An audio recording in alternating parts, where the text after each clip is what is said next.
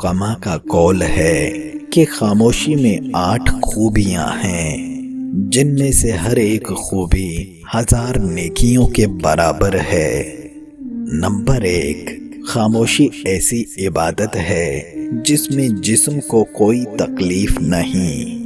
Number 2، خاموشی ایک آرائش ہے جس میں کوئی تکلیف نہیں۔ نمبر 3، خاموشی انسان کے تمام عیبوں کا پردہ ہے۔ نمبر 4، خاموشی ایک قلعہ ہے جس میں کسی نگہبان کی ضرورت نہیں۔ نمبر 5، خاموشی کی وجہ سے کرامن کاتبین آرام میں رہتے ہیں۔ نمبر 6، خاموشی ایک قسم کی ہیبت ہے جو بغیر دلیل اور حجت کے ظاہر ہوتی ہے۔ نمبر 7، خاموشی جاہل کے لیے رازدار اور عالم کے لیے زینت ہے۔